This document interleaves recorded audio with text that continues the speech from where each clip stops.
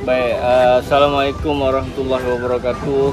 Terima kasih Brother Papa Gomo sudi singgah di Raub dalam misi bantuan banjir Brotherhood Gebeta tadi dalam perjalanan pulang ke KL, singgah di Raub.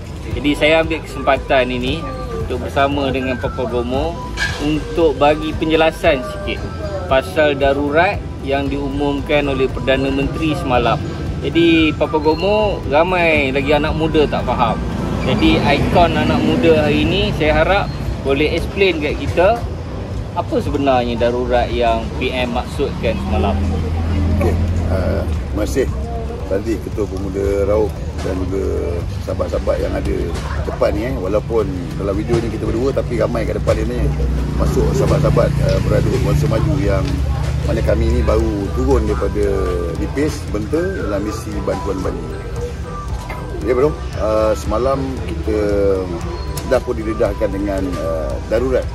Yang mana darurat ni kali terakhir saya ingat paling besar lah 13 Mei 1969 dulu Dan bila sebut pasal darurat ni ramai yang macam confused. Adakah tentera akan turun, tentera akan berkampung dan sebagainya. Ini tak sama sekali. Sebab kali ini darurat yang diisytiharkan ni adalah hanya ordinan darurat saja yang mana tidak menggunakan tentera pun. Malah kerajaan masih berfungsi seperti biasa dan sehingga setakat hari ini masih lagi di bawah pentadbiran Kerajaan Perikatan Nasional. Dia bukan menggunakan tentera tetapi kerajaan. Bermakna penjawat awam yang ada hari dalam kerajaan, inilah fungsi yang sepenuhnya. Dan ianya macam biasa seperti sebelum-sebelum ni, cuma bezanya kali ini apa-apa saja berkenaan dengan contoh macam bajet, apa-apa perpindahan perlembagaan, ini terus kepada kuasa Yang di-Pertuan Agong. Bermakna hari ini negara kita ni secara tak langsung, secara terang-terangnya di bawah pemerintahan Yang di-Pertuan Agong. Dan Perdana Menteri hanya menjalankan tugas saja seperti mana yang sebelum ni, bermakna raja berperlembagaan. Dan inilah yang sebenarnya berlaku. Dan saya pun tadi baru dapat terima dia punya kuncian dia, proklamasi darurat yang mana Agong dah keluarkan dah. Saya rasa ada mungkin dah viral dah, yang mana kat sini kita boleh baca lah. Dan setakat hari ini pun kita hanya diketahui hanya darurat saja. Belum lagi peringkat kepada jawatan kuasa magiran.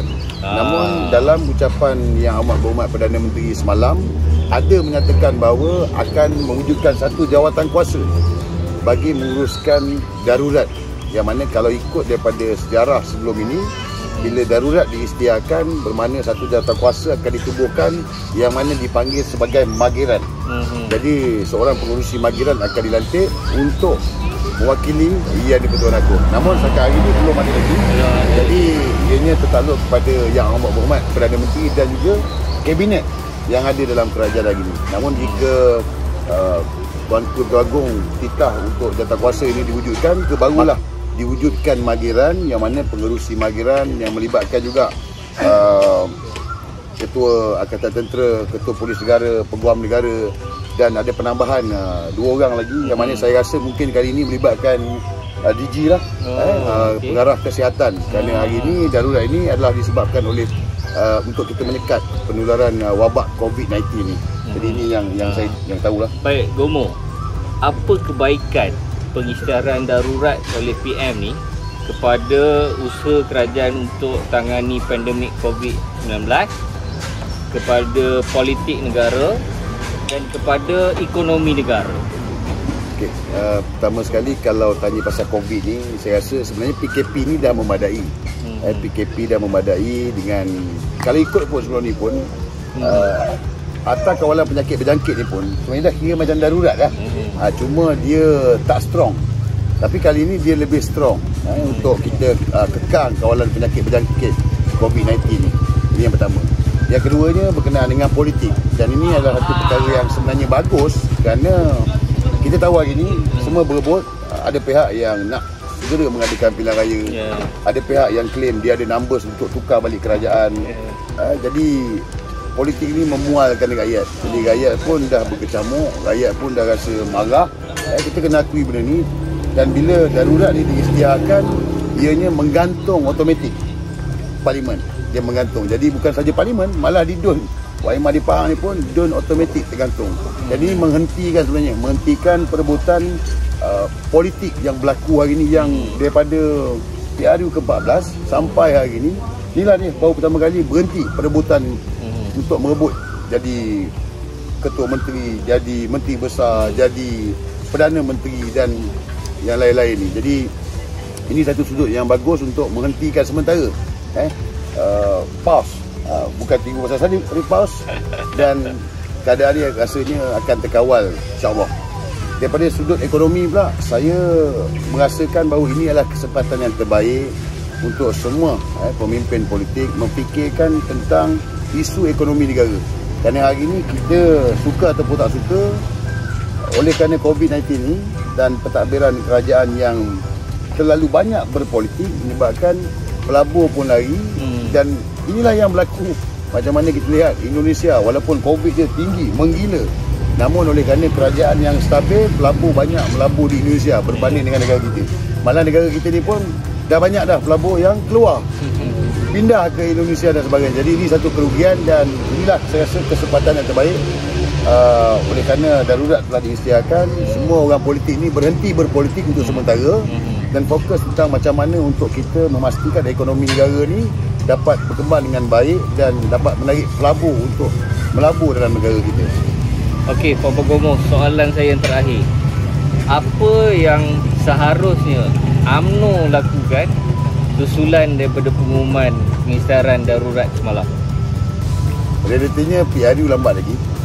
Mungkin kenyataan Tan Sri Mulia Yassin darurat akan berakhir pada bulan Ogos tu memberikan satu petanda bahawa pilihan raya akan dilakukan selepas bulan Ogos.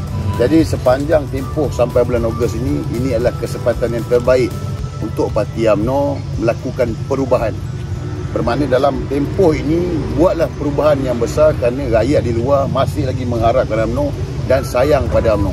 Jadi suka ataupun tak suka, UMNO kena berani untuk bertindak, melakukan perubahan sebelum kita berhadapan dengan pilihan raya ke-15 yang mungkin selepas daripada bulan Ogos. Suka ataupun tak suka, kita kena betulkan dulu rumah kita ni, repair balik rumah kita ni, dan berhenti daripada cerita yang bukan-bukan ni. Kukuhkan parti ini, pastikan pemimpin yang ada kualiti, yang bersih untuk merajui kepimpinan kita ni, untuk bawa kepada pilihan raya dan seterusnya memberikan harapan kepada rakyat Malaysia. UMNO Barisan Nasional adalah parti yang terbaik untuk menjaga negara ini dan juga memakmurkan ekonomi rakyat, insya-Allah.